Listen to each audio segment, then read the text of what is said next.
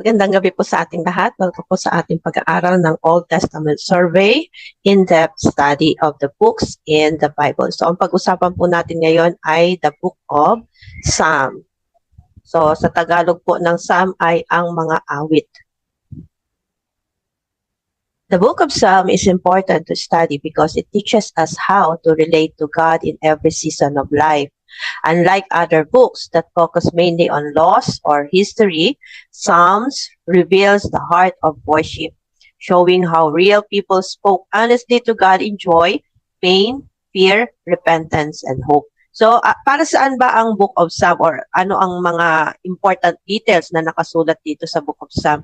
Actually, ito po ay mga lament or iyak ng mga authors.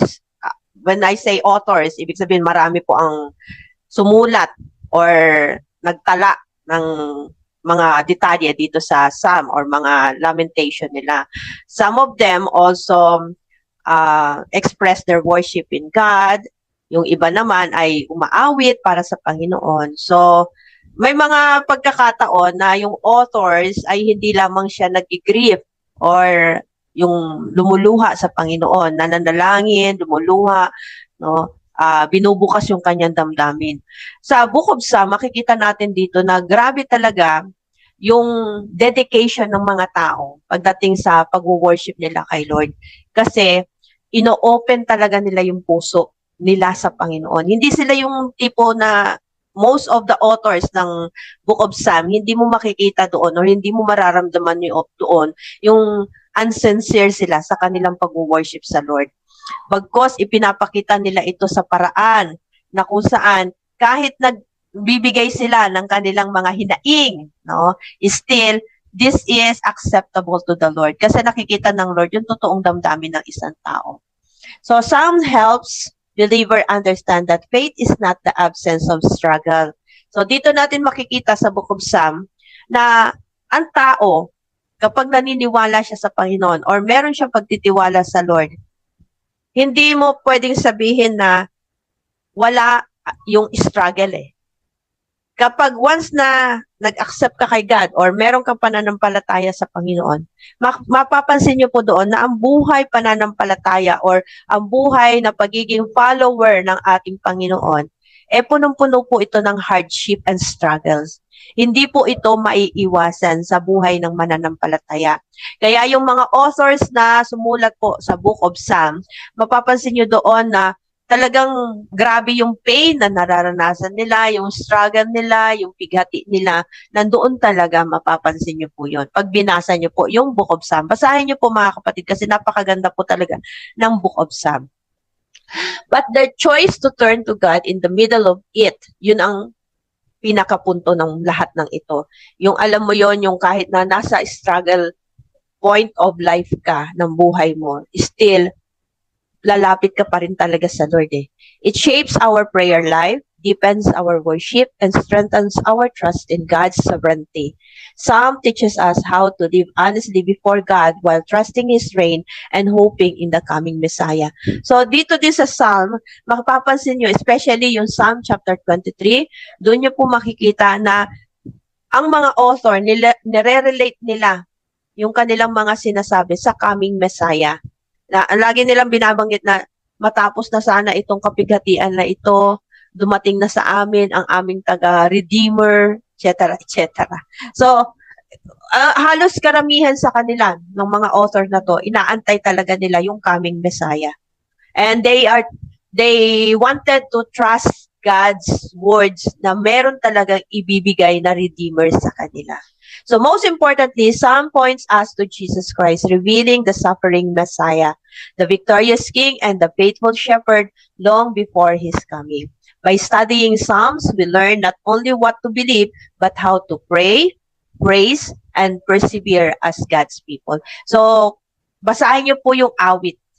Makikita niyo po doon yung grabing paghihinagpis ng mga hari, ng mga priest, ng mga prophets, at talagang binubukas nila yung kanilang damdamin sa Panginoon. Okay? So, who is the authors of the Book of Psalm o ng awit? The Book of Psalm is a collection of songs, lament, As I have said, lament, when we say lament, ito yung pagbubukas ng iyong damdamin sa pamamagitan ng pananalangin na may kasamang pag-iyak. So yan po yung ibig sabihin ng lament. Prose, when we say prose, patula, parang paawit na patula. Parang yun sa panahon natin ngayon, nakalimutan ko na ang tawag doon no? Yung patula na parang kinakanta. Okay, and prayers written by several authors. So who are these? One of these is David. He wrote 73 chapters sa Book of Psalm. Ang grabe, no? Kaya nga, ang Book of Psalm, napakahaba, ang daming chapters. Ito na yata ang may pinakamaraming chapters sa lahat ng mga libro. And then, we also have Asaph, one of the author. Who is Asaph? Actually, he is one of the Levites ng panahon na yon. Son of Korah, yung mga anak ni Korah. Si Korah is one of the Levites as well and one of the priests. And then Solomon, and then Moses. Ang sinulat ni Moses ay yung Psalm chapter 90. Specific lang po yan. Yan Psalm chapter 90, yan po ang sulat ni Moses. And then anonymous writers. Napakarami po niyan. Hindi na lang naibanggit kung anong pangalan nila. Okay? This shows Psalms reflects worship across many generations of Israel. Pagpapatunay lamang na ang mga kapanahunan noong unang panahon, no, yung wala pa si Jesus Christ, pagpapatunay lamang na ito na ang mga Israelites talaga is punong-puno sila ng worship sa Panginoon, no? Kagaya na lamang po ng mga authors na to. Talagang when we say worship, yung ino-open mo yung iyong damdamin sa Panginoon. Nabibigatan ka, nagagalak ka, nangangailangan ka ng tulong, etc., etc. Mas gusto ng Panginoon yun. Mas pinakikinggan ng Lord yung ganong klase ng way of worship sa Lord. Kaysa sa yung tinataas mo nga yung kamay mo during Sunday worship, pero ang layo naman ng isipan mo, no? Kung kani-kanino ka nakatingin sa mga katabi mo, or iniisip mo kung ano yung mga bagay na iniwan mo sa bahay, diba? So, mas maganda na yung binubukas mo yung damdamin mo, hindi ka nahihiya sa Panginoon. Alam mo, isa pa nga doon sa ginawa ni Haring David, nung during that time na talagang gusto niya talaga magbigay ng pinakamataas na papuri sa Lord, nag-alis siya ng damit niya eh. Hari po siya. Nag-alis siya ng kanyang damit. Parang sinasabi niya sa Lord, Lord, wala akong dala. Wala akong bit-bit. Kaya pwede akong magpuri sa iyo kahit wala akong magandang robe, wala akong singsing, sandalyas na maganda, koronang maganda, wala. Parang ganun ang gustong ipahiwating ni Haring David. Lahat sa iyo, Panginoon. Kaya ibibigay ko sa iyo lahat ng papuri ko, yung pinaka-the best na papuri ko sa pamamagitan ng pag-aamin sa aking sarili na wala akong dala kahit isa. Kaya si Haring David noong time na yun, nung nagpuri siya sa Panginoon. Bagamat tinignan yun ng mga ibang tao sa paligid niya na nakakahiya kasi nakahubad siya. Pero para kay Haring David, yun yung pinakamagandang pagpupuri na ibinigay niya sa iyo. O, wag niyo naman gawin yun sa panahon natin ngayon. Diba? Hindi naman kayo si Haring David. Baka mamaya, sabi ni Pastor, ang pinakamagandang daw yung way ng pagpupuri, maghubad. O, wag naman ganun, mga kapatid, nakaka-Istanbul na kayo niyan. Okay? So, ang ibig ko lang po sabihin, yung aminin natin sa Panginoon na wala talaga tayo. Magpakumbaba po tayo. Yun yung pinaka-the best na pwede nating ibigay sa Panginoon eh. Yung pag-aamin na, Lord, wala akong mga bagay na ito kung hindi dahil sa iyo. Kaya ikaw yung bibigyan ko ng pinakamataas na papuri dahil lahat sa iyo, Panginoon. Lahat ng meron ako sa iyo galing. And even yung ministry na meron ako ngayon, even yung kalakasan, even yung trabaho, even yung pamilya ko, even yung nakakapag-aral yung mga anak ko, lahat ng mga bagay na yan, yung talino, yung pagiging mahusay kong pagsasalita, Lord, lahat yan, lahat ng kaalaman na meron ako, lahat yan sa iyo, Panginoon. Kaya, you deserve the highest praises. Ganun po dapat tayo pagka-time na nag-worship tayo sa Lord. Kaya nga, mas maganda mga kapatid, no? Every Sunday, kapag nandun na tayo sa pagpupuri sa Panginoon, yung sa pag-aawitan, yung pakikinig natin ng awitin, talagang, lumuhod po tayo sa Lord, no?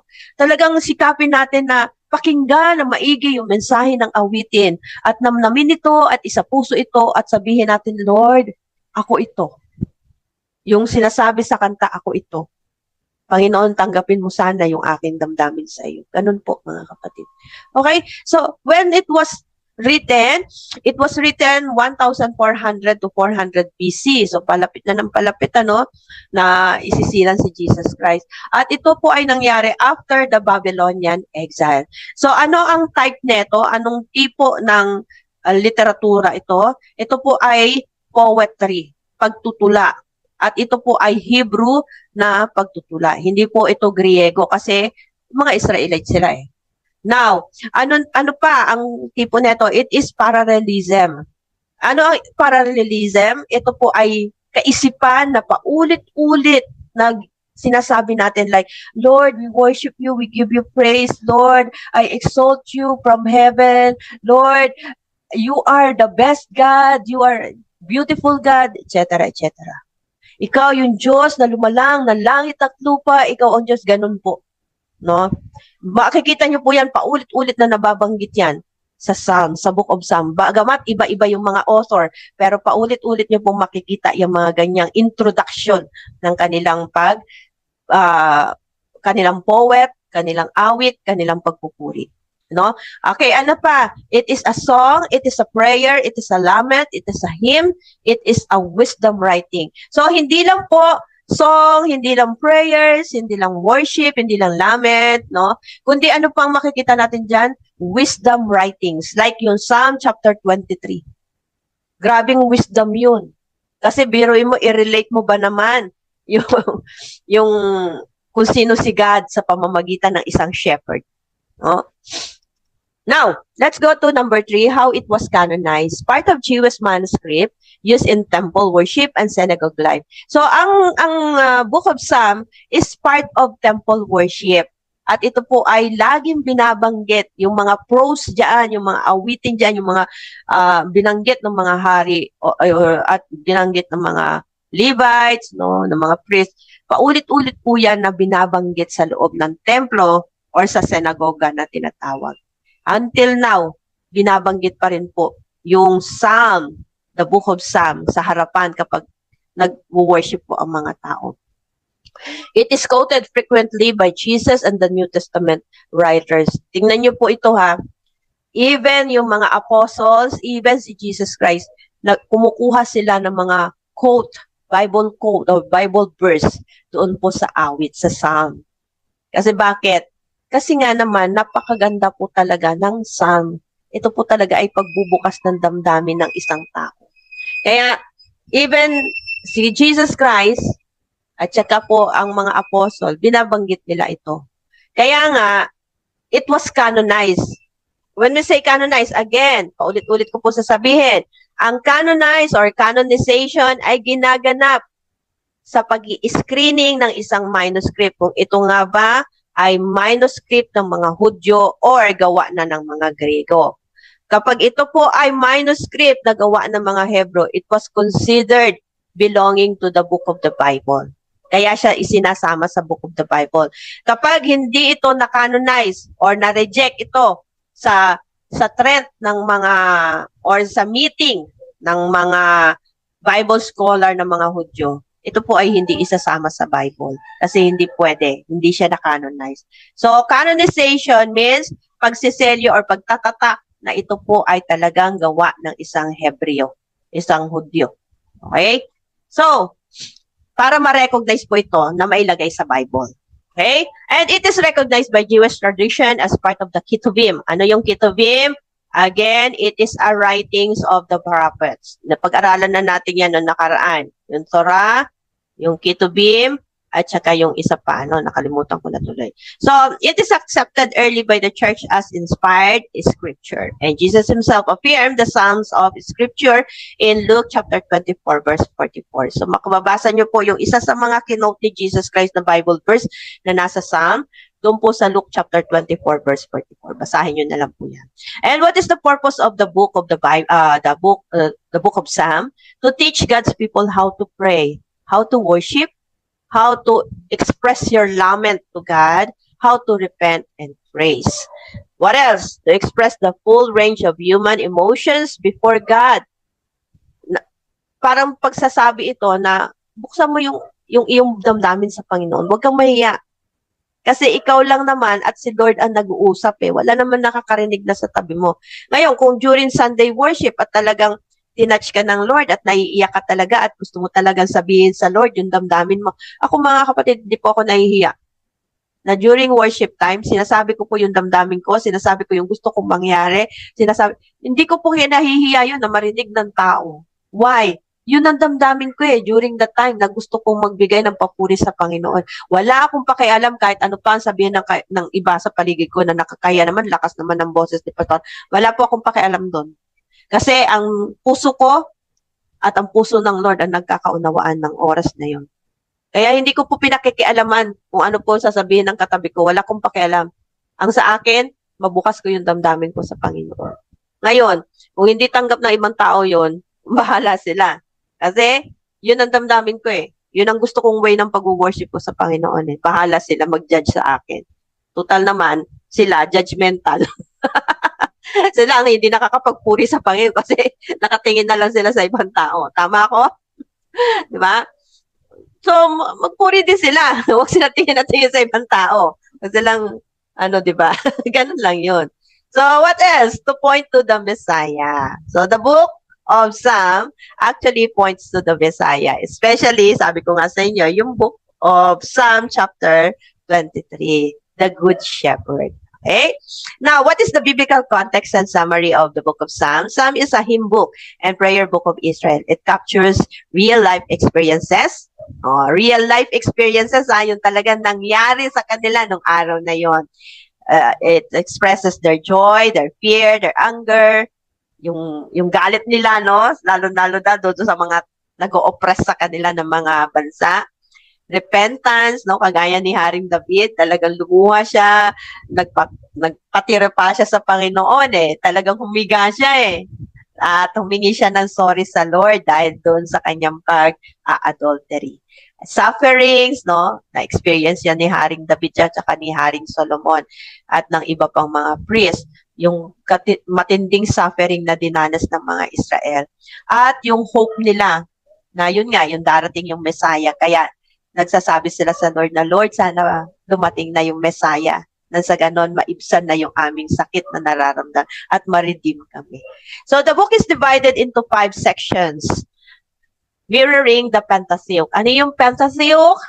That is in Hebrew word Torah, or yung 5 books of law. Ano yan? Genesis, Exodus, Numbers, Leviticus, and Deuteronomy. Okay? So the book of Psalms, which is in Psalms chapter 1 to 41, focus on David's personal relationship with God. Kaya kung gusto nyong maintindihan at maunawaan yung damdamin ni Haring David, basahin nyo po ang chapter 1 hanggang 41. And then chapter 42 to 72, this is the national concern and the Messiah King. So dito nyo na makikita yung, Lord, hanggang kailan kami mag-aantay? yun yung mga mababasa nyo na dyan, no? Sa chapters na yan. Hanggang kailan kami mag-aantay sa kaligtasan mo? Hanggang kailan kami ang maaalis sa oppression na ito? Panginoon, ipadala mo na ang aming Redeemer. Mababasa nyo yung mga ganyan prose or mga poet, no? In chapter 73 to 89, it talks about crisis, exile, questioning God's promises. Ayan. Dito naman sa chapter 73 to 89, makikita nyo yung grabe na pagpapahirap sa Israel. Yung sila ay na-conquer ng Babylon. At yung pag-question na nila sa Panginoon na hindi mo ba kami naririnig? Ayaw mong ganito. No?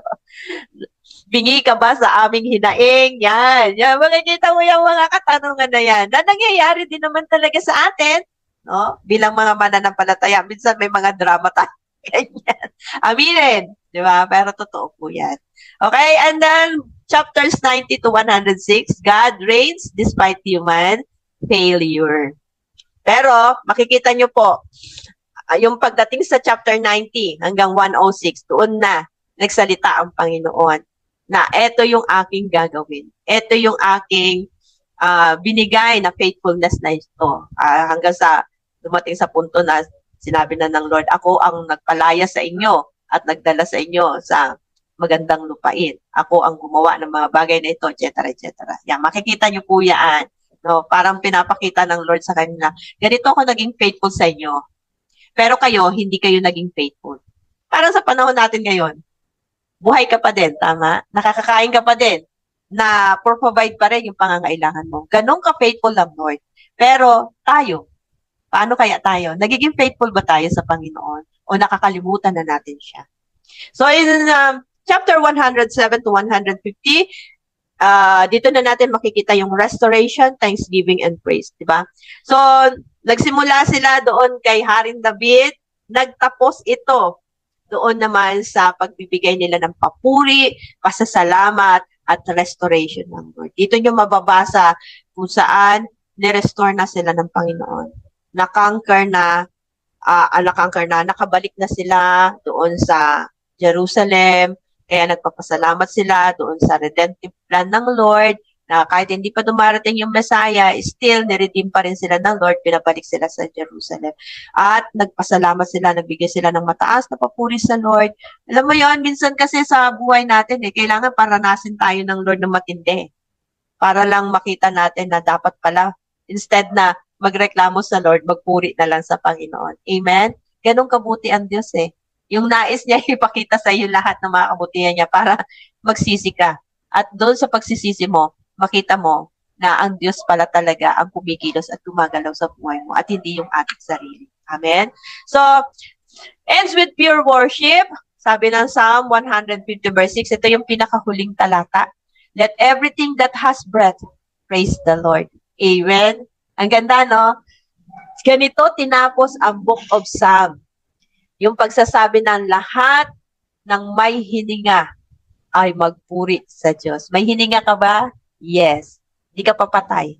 Therefore, kinakailangan mong magpuri sa Diyos. Sa kabila ng unfaithfulness natin, ang Diyos na natiling faithful. Amen? Okay, what are the major themes of the Book of Psalm? God as our refuge and shepherd. God, we need to worship and praise God. God gave repentance and forgiveness.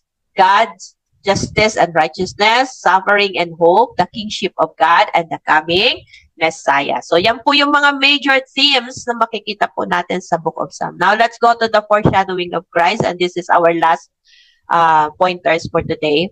So Psalm strongly points to Jesus. In Psalm chapter 2, the Son, God's anointed King. Tignan niyo po ito Itong Psalm chapter 2, pag binasa niyo po ito, dito niyo makikita na yung plano ng Diyos para i-redeem ang tao. Talagang specifically, sinabi niya yung aking anak na ibibigay sa inyo. Siya ay anointed king by God. Kaya nga ang mga Hudyo, hanggang ngayon, inaantay nila, hari talaga na isisilang, anak ng hari. Si Jesus Christ kasi, isinilang siya sa lahi na ang ama ay karpentero, hindi hari. Pero kung babalikan natin yung history, next week, ipapakita ko po sa inyo yung linya ng pagiging priest at pagiging king ni Jesus Christ. Next week po, para makita nyo kung saang lahi nagmula si Jesus Christ. Sa lahi pa rin talaga ni Haring David. So, ititrace down natin yan. Magbabacktrack tayo ng lahi ni Jesus Christ next week. And then, in Psalm chapter 22, makikita natin doon na ito-crucify yung Jesus. And then Psalm chapter 16 verse 10 is makababasa natin doon yung resurrection naman na gagawin ng anak ng tao na mamamatay sa krus. And then Psalm chapter 110 is the priest king fulfilled by Jesus Christ. Hari at the same time pari siya. Psalm 118 verse 22, the rejected stone becomes the cornerstone. So maraming nag-reject sa kanya. So, mababasa nyo ito sa Psalm 118. Maraming tao ang nag-reject sa kanya. Maraming tao ang pinakrucify siya. Pero itong rejected na ito, siya pala yung magiging cornerstone. Ibig sabihin ng cornerstone, yung haligi ng buong church. Kaya si Lord Jesus Christ, siya yung every haligi ng bawat corner ng church. Kaya dapat sa loob ng church, mas na-acknowledge siya. Hindi yung pastor, hindi yung mga worship leader, hindi yung mga yung mga ministry head, mga members, hindi. Ang higit na naitataas dapat sa loob ng church ay si God. Wala nang iba. Si Jesus Christ. So Jesus quoted some more than any other Old Testament book. Si Jesus Christ, mas marami yung kanyang kinote na Bible verse galing po doon sa awit. Okay? Sa Book of Psalms. Okay, so that is for today. Let me just unscreen this one.